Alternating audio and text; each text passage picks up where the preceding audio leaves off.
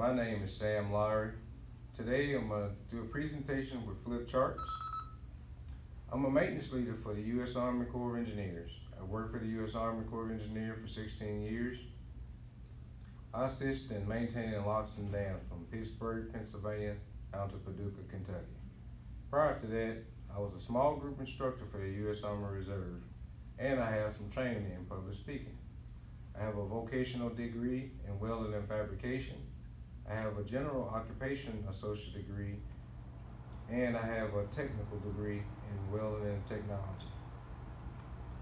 I recently completed a leadership course from work, and I'm inspired to further my leadership development by completing an organizational leadership and learning degree from the University of Lowery. What's in it for me? You will learn how to effectively utilize a flip chart. You learn the disadvantages of a flip chart, the advantages of a flip chart, when not to use a flip chart, how to use a flip chart.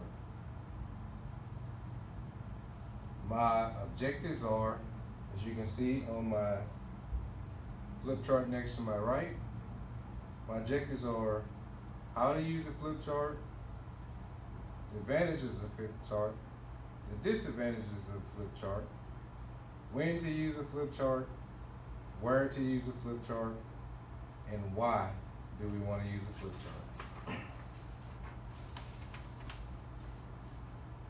How to prepare a flip chart. First, you want to draft an outline. The outline includes four main parts: the introduction, the needs and assessment of activity, and the presentation body, and the facilitation plan.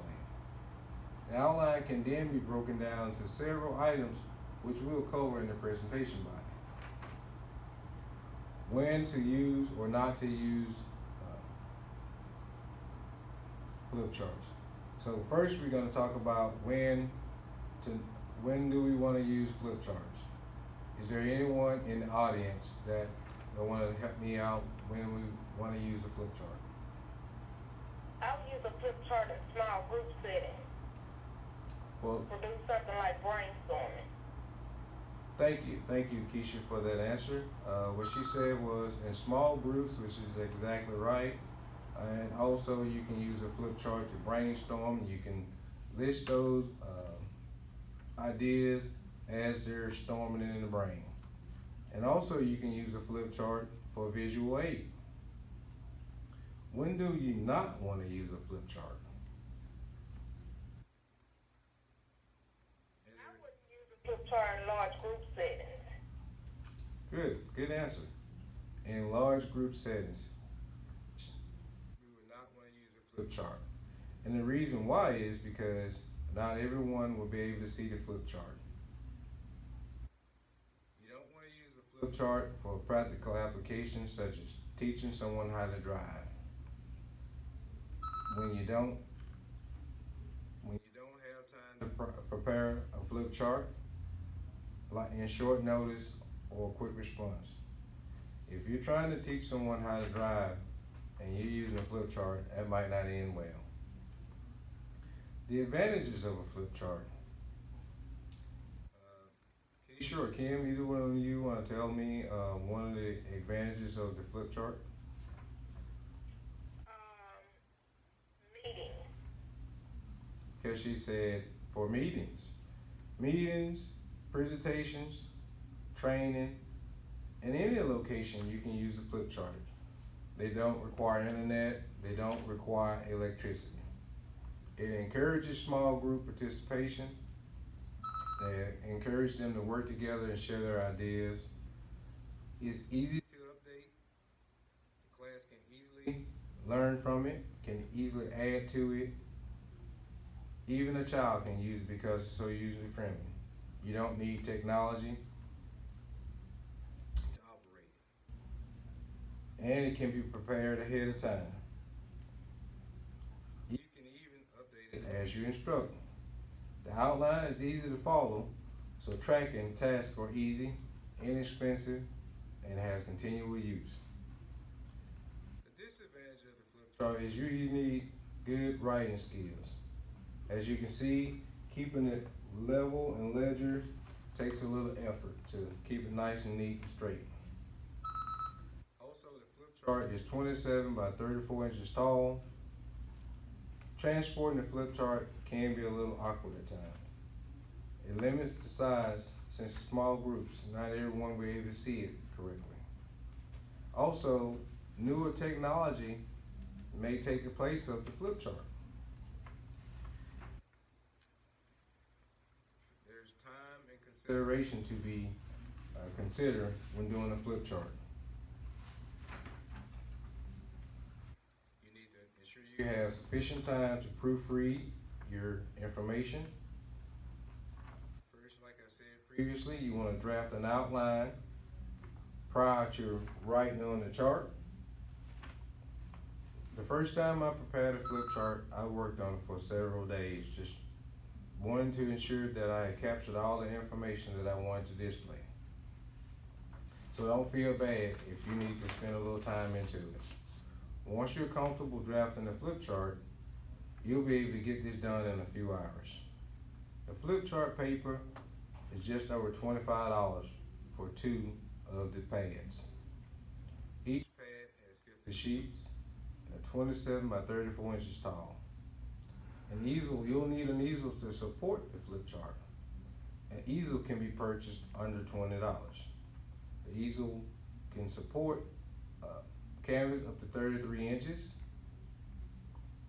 and the legs are about 20 inches tall. I purchased a 4-pack of Sharpies for less than $7. The total cost of my supplies were $52. In your presentation, I recommend drafting the outline in a Word document before attempting to write on your flip chart. A Word document can easily be edited and corrected, proofread prior to you getting right and then having to make correction and throw away a whole sheet, or get a lot wrote on your flip chart paper and have to throw it away. And you can build all of this before you actually need it. And you want to do this at least 2 or 3 days in advance to ensure that you've captured all the information and that you're well prepared for it. All of these materials can be purchased at a store such as Walmart, Hobby Lobby, Office Supply, or even any other local retailer that you may know of that sell office material. And the most important thing, you'll also need time to prepare it. Presentations, once you have your presentation drafted and clearly, and you have your chart written out, you need to speak clearly in front of your audience. Ensure you're not just looking at one side of the class. You want to ensure that you're giving the entire class your full attention. Ensure everyone that can hear you from where you're seating. You want to ensure that you're relaxed. Don't look beat up, bent out of shape, angry. Ensure you change your tone as needed. Observe your audience and see if everyone is paying attention, and maintain good posture.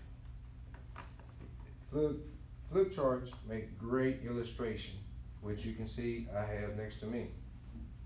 And you also want to have participant involvement.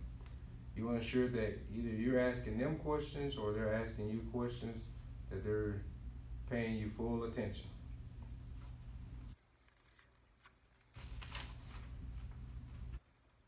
So, to summarize the presentation for the flip chart, you want to ensure that you have a really good introduction.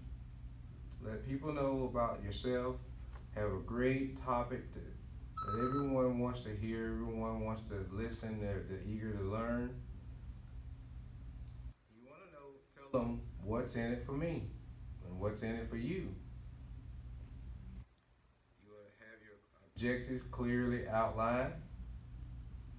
Demonstrate confidence with your content. Do your very best when you're speaking in front of people. Manage the environment. As you can see here, we're in a training room, really nice training room. And you want to do the same as well. So be choosy about where you pick to do the location you pick out to do your presentation. Incorporate technology. Here I'm using a phone to record my video. I have a computer as well that I'll use to upload the video to YouTube website. Also, my audience, due to my travel, they're on conference call. So this makes things a lot. Technology comes into play a lot. You want to have written or visual aids, such as the flip chart to share information. Involve your participant. Keep them involved. Ask them questions. You want an open, free environment where everybody can learn. Demonstrate effective, appropriate verbal communication.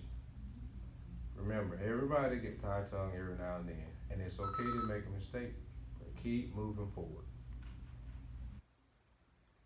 Continue to assess your retention of the audience, and be sure to get feedback so you can see how well you're doing, and also you want to know how much they learn in your class. So at this time, this concludes my presentation. I hope that you've really gotten a lot out of it. I hope that you gathered as much out of this presentation as I have. Thank you. Have a great day.